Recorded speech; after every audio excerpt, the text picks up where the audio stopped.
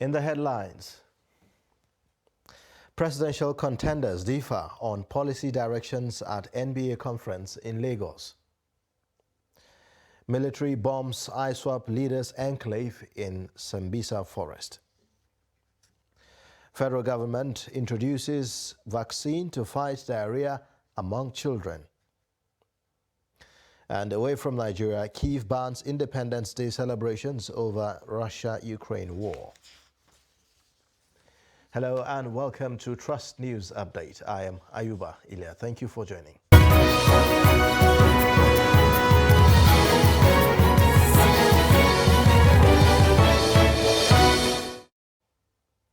And now the details.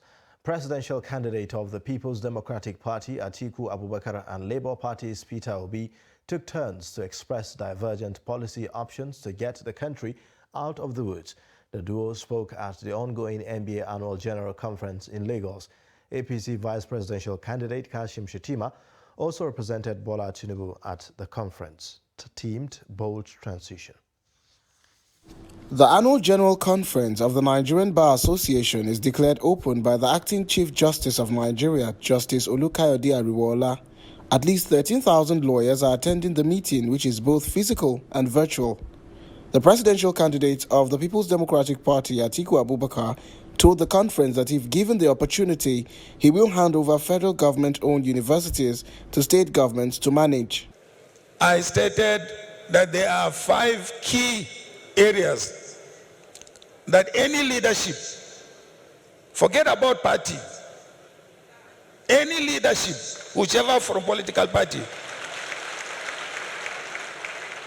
must confront these 5 issues. And I enumerated them. I said the unity of our country is very, very fundamental. And how do we achieve the unity of our country? Is by making sure that we give every part of this country a sense of belonging. Presidential candidate of Labour Party is, however, optimistic that the 2023 elections campaign will be centered on capacity of the contestants irrespective of their ethnicity and religion. How did we come here? It's a cumulative effect of leadership failure over the years. Because it's 10% that have stopped here, I would have talked about power. How did we come here? What are we going to do very quickly to come out of this? Very quickly, you need to have a visionary, articulated, competent leadership to start turning around this. Kashim Shettima, APC's vice presidential candidate, said if elected, Tinubu will replicate the transformation of Lagos State on a national scale. I urge my learned colleagues here, my learned friends here, to be rational, to be calm. You should have the boldness and the courage to make informed decisions, not emotional decisions. Speakers at the conference include outgoing NBA President Olumide Akpata and Lagos State Governor Babajide Sanwo-Olu represented. And now to security matters. Troops of the Nigerian Air Force have bombarded the enclave of the leader of the Islamic State of West African province, ISWAP, Fia Bayuram, in Sambisa forest with fighter jets. The airstrikes, which were carried out on some specific targets in the Tumbuns and Sambisa, reportedly killed scores of terrorists hibernating within the enclaves. Daily Trust had reported that Fia Bayuram succeeded the late Boko Haram leader Abubakar Shekau after he was killed by a rival terror group. After taking over the leadership of the Boko Haram sect, he switched allegiance to ISWAP. NAF spokesman Edward Gabwet, an Air Commodore, confirmed the development in an interview with journalists in Abuja. The Chief of Army Staff, Lieutenant General Farouk Yahaya, says Nigerian Army is adopting new methods and techniques to ensure total defeat of nation's adversaries and other criminal elements who have been undermining the sovereignty of the country. The Army Chief said this during exercise Camp Highland, the final training exercise of Cadet Regular Course 69 in Kachia, Kaduna State, Northwest Nigeria. Bello Musa reports.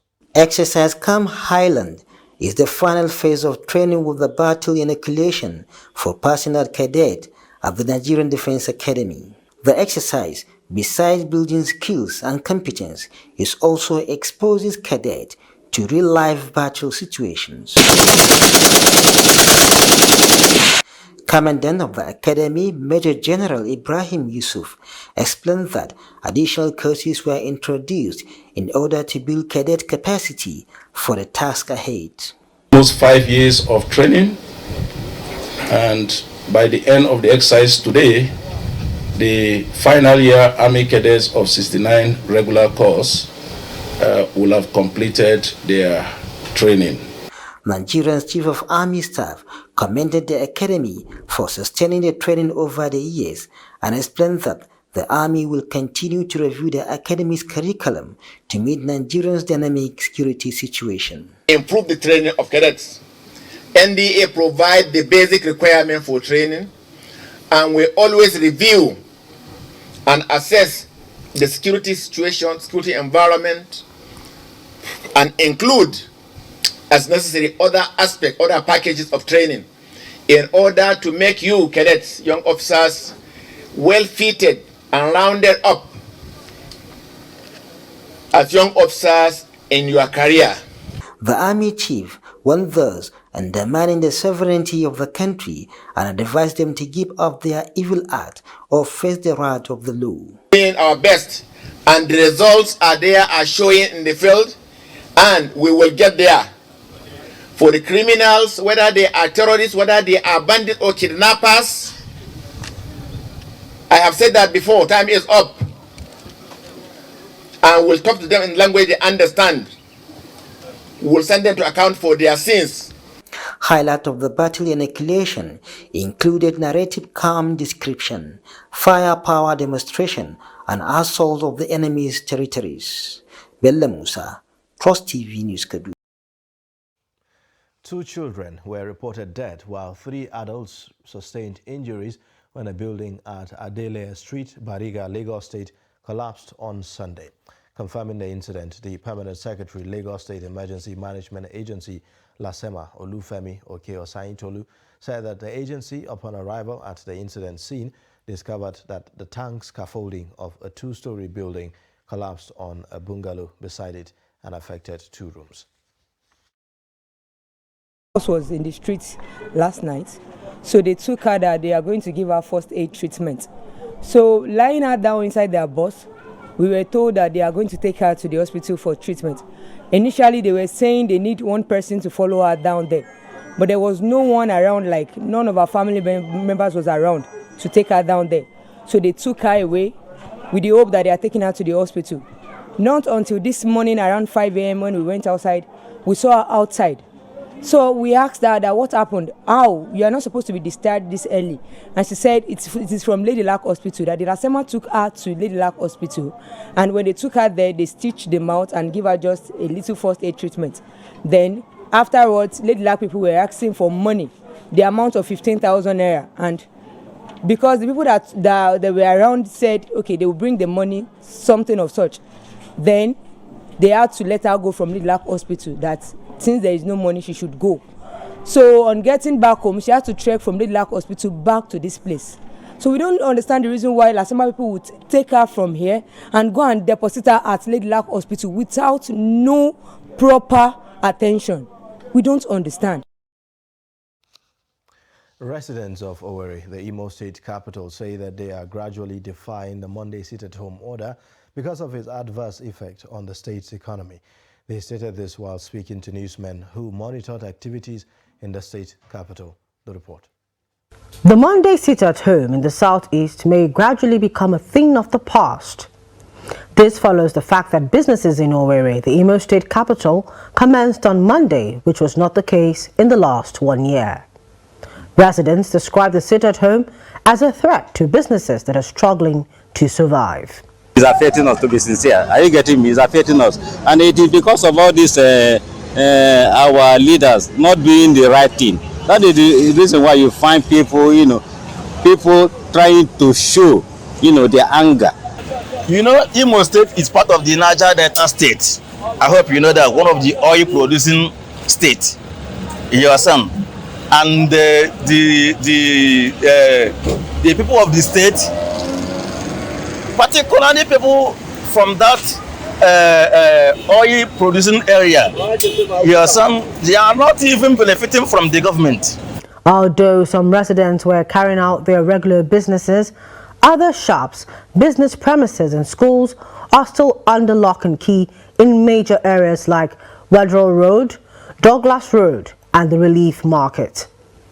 Residents, however, decried the negative effect of this exercise on their businesses, the state's economy and the nation at large. When we talk about the Monday sit at home, if we talk about that, we have stayed close to 1 year now where we started this sit at home order. If you check economically, we are the one losing. Those people up there, they are busy embezzling our money. We say we are sitting at home and we are wasting time. I think it's very, very bad for businesses, for every business, for schools in particular. And I know what's going on with the ASU, and I don't even want to arrive to that. But the schools, Mondays, and we found out that the young ones are not having like only from Tuesday to Friday to go to school. So this is affecting us, and most especially it's affecting businesses and even companies. So in general, it's affecting our economy. Although agitations continue, many are happy that they can go about their legitimate businesses as usual on Mondays. A former Kano State Governor and Senator representing Kano Central, Ibrahim Shekarau, may be planning his exit from the New Nigeria People's Party. Addressing his supporters in Kano, the senator accused NNPP of reneging on promises made to him and his supporters. He also replied to the New Nigeria People's Party presidential candidate Rabiu Musa Kwankwaso on issues that has triggered the crisis in the party's Kano chapter. But Kwankwaso, who is also a former governor and senator from Kano, had in an interview with BBC Hausa said Shekarau's political camp failed to secure seats because they joined the NNPP late. Speaking for the first time on the brewing disquiet, Shekarau, while addressing his supporters in Kano on Monday, said that it was not true that his supporters joined the NNPP late, as stated by Kwankwaso.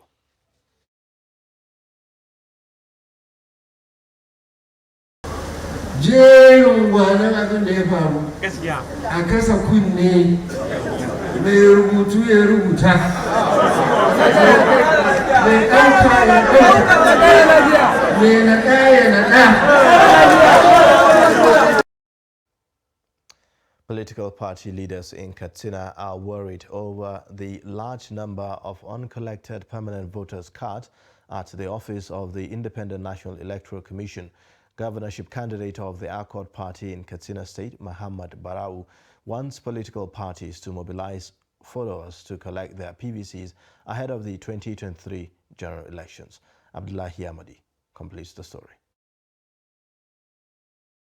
The Accord Party governorship candidate says people are not collecting their PVCs because of government's failure to fulfill its campaign promises to the electorate. The electorate have lost confidence and hope in the people in authority and are afraid to sacrifice their time and energy to elect another set of leaders who will not be concerned about their plight. People like us were made to move into this issue of politics for the fact that we have seen that the situation is bad. And I'm sure almost all of us are aware that the situation in this country is so bad, just like you said, security-wise, economic-wise, and many other issues. So the truth of the matter is, this is the only one's chance to come out and vote for the person that he feels can do it. The truth of the matter is that we have had these challenges even during the registration exercise. Accord Party in particular, we gave support by trying to sponsor some people to go to the INEC headquarters and register their votes.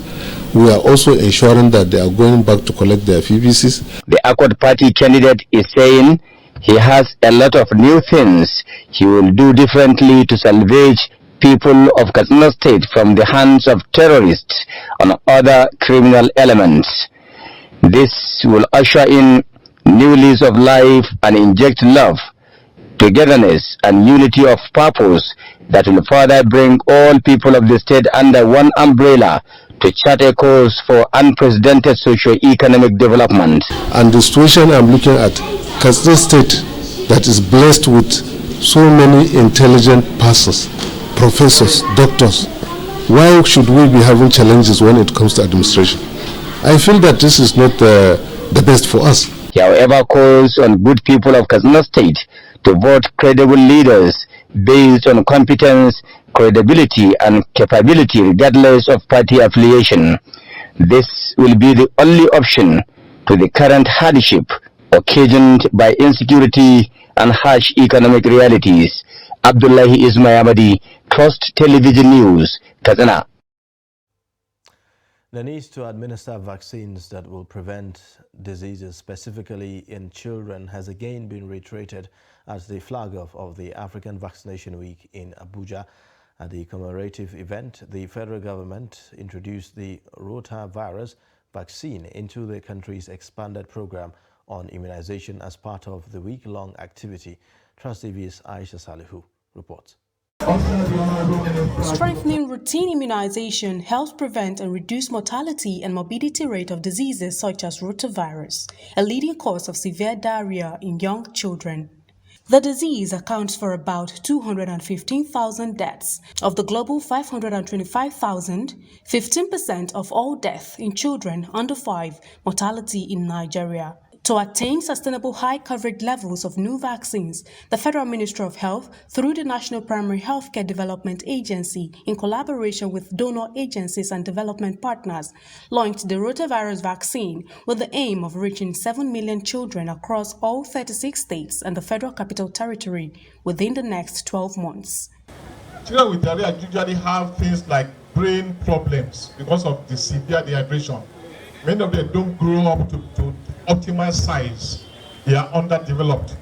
So rotavirus promises to be a lifesaver, a game changer. The government of Nigeria, with the support of our donors and partners, especially Gavi, has spent huge amounts to procure routine immunization vaccines for the Nigerian children. This is because improving the health of our children remains a priority for this administration. There are calls on parents and caregivers to provide and present infants to access the readily available and free rotavirus vaccine to arrest the transmission of rotavirus-related diarrheal disease while maintaining other hygiene-related preventive measures. Every child will get the opportunity of taking this vaccine at 6 weeks, at 10 weeks, and at 14 weeks. That means they'll get the opportunity of taking it when they are taking other vaccines. This is an oral drop and it is easy enough for the child to take. So we need to seize this opportunity, mothers, caregivers, so that our children will be protected from this virus. Today will herald a cascade of activities that will, among others, boost primary healthcare service delivery and routine immunization coverage, particularly in the underserved. Low-performing settlements in the FCT that will be adopted for the integrated medical outreach and routine immunization intensification activities. The African Vaccination Week aims to highlight the collective action needed to promote the use of vaccines to protect people of all ages against vaccine-preventable diseases. Aisha Salihu, Trust TV News, Abuja. You're watching the news update on Trust Television. Coming up shortly, we'll take a look at living without electricity for a long period. Details of this and more shortly.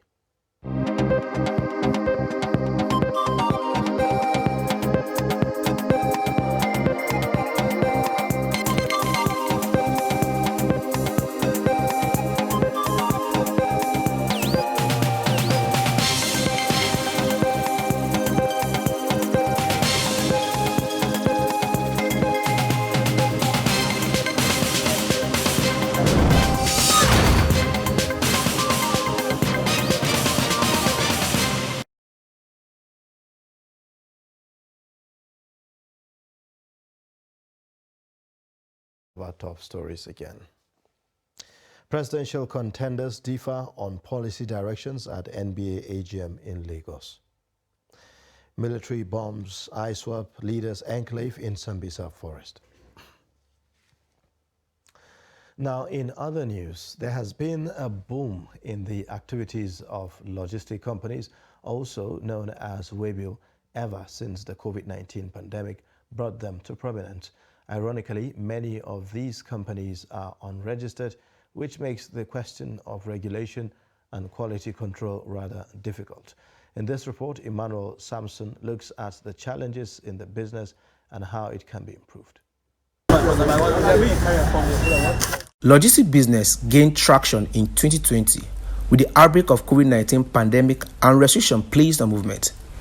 Within the period of the pandemic, restrictions meant people could not go out to get goods and services. Businesses on social media also increased, which meant there was a real need for services of logistic companies. Many of those logistic companies are unregistered. They normally pick goods from state to state or one part of the urban areas to the other without proper documentation such as waybills. There are obviously challenges that will come with this. There is no business. When I came to Abuja, I see that people find it difficult doing waybill. Traveling to college, I decided to go into this business. I believe there is income. So from there, we are making money to manage life, because if you can see that there is no working time. The challenges we riders are facing now is VIO and also the task force in Abuja. That is the challenges we are facing at the roadside. But for our own business now, we are facing also fuel challenges now, because fuel is cost and our delivery is too low for the payments. Okay, before you got into this business, you have to be calm with customer, because customer is always right. But some customers, they are not right, but customer claim that it's always right. So you have to calm down with any customer you have. Since the customer is king, these companies must be doing a great job despite the challenges.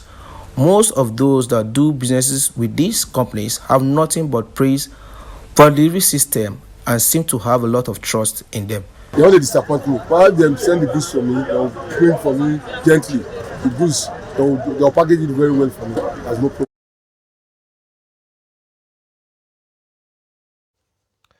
Now, communities in Bassa local government area of Plateau State say that 4 months of no electricity in the entire area has increased crime rate in their localities. The residents told Trust TV on Monday that the blackouts in the communities followed a windstorm that destroyed 30 electric poles in the area. Ado Musa reports. Members of the affected communities said, since after the destruction of the poles, the Jos Electricity Distribution Company, which is responsible for the repairs, has not done anything to restore power in the area, describing the situation as a total disregard of the rights of consumers. The community said the development had resulted to high rate of crime in the area, adding that people who rely solely on electricity for their businesses have been counting losses, while some have closed them due to the cost of diesel. For now, it has been 4 months that we have total blackout in Bassa community, and it has affected about 9 communities, and the authority concerned have not done anything about it. It has a very negative implication or effect on the residents of the community, because And away from Nigeria, Ukraine's capital, Kyiv, has banned public celebrations commemorating independence from Soviet rule, citing a heightened threat of attack from Russia. The Ukrainian capital is banning any type of mass gatherings, while the city's military administrator is ordering security forces to be ready to respond to any type of attack like missiles and bombings. The ban came after Ukrainian President Volodymyr Zelensky warned that Moscow could try something particularly ugly in the run-up to Wednesday's 31st independence anniversary, which also marks half a year since Russia invaded. Kyiv is far from the front lines and has only rarely been hit by Russian missiles since Ukrainian troops repelled a Russian ground offensive to seize the capital in March. And that's a wrap on Trust News Update. Follow via all social media platforms and subscribe to our YouTube channel to watch more. I am Ayuba Ilya. Thank you for watching.